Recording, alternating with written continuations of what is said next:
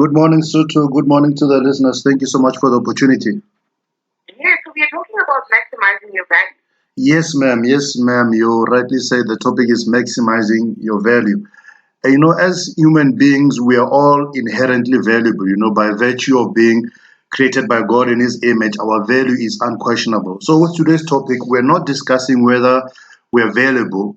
We're discussing what we can do to add value to ourselves, to our friends, to our families, to organizations, and so forth.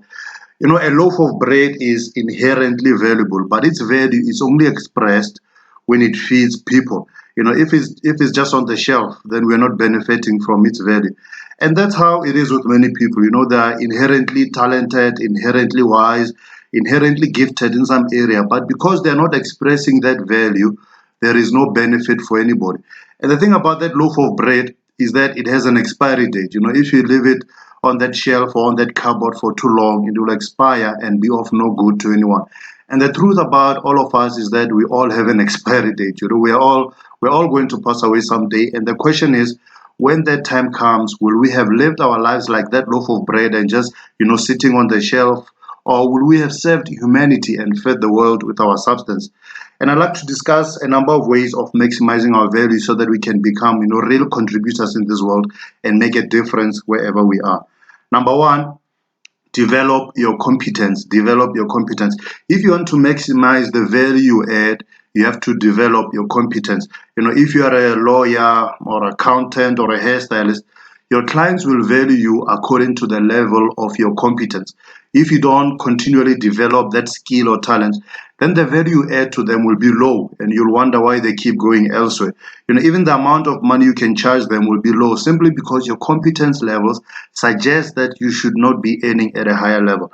So you must undertake training, learn from other people who are excelling in that field, gain more experience in it, and take your competence levels higher. This allows you to add more value, and as you add more value, you'll be able to command more value as well. And another great benefit of increasing your competence is that it will also boost your confidence. When you are more competent in a particular thing, you tend to be more confident in it as well. If I'm competent at playing a musical instrument, for instance, then I'm likely to have more confidence to stand in front of a crowd and perform. But if I know that I have no talent and ability in playing that instrument, then my confidence levels will be low and I won't want to do it. So, number one, develop your competence. Number two, raise your hand when opportunities come. Raise your hand when opportunities come.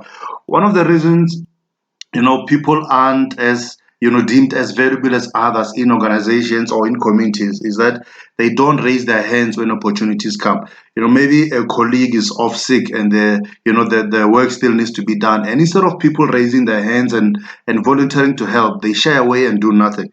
And the reason they do that is because they are not viewing it as an opportunity but rather as a burden, and so they don't raise their hands. And it's actually an opportunity to add more value. And later, when opportunities for promotions come up, the people who always raise their hands to add value are the ones who are likely to be recognized and promoted. You must look for opportunities to add value and take steps to add it. You must also proactively add value. In every organization or community, there are projects that can be undertaken in order to improve things. And if we want to add value, we can proactively come up with ideas that can help that organization or community to move forward. So, number two, raise your hand when opportunities come. Number three, and lastly, get into spaces where your value is recognized. Get into spaces where your value is recognized. If I'm a great basketball player, but I'm always playing soccer, then my true value will not be recognized in that space.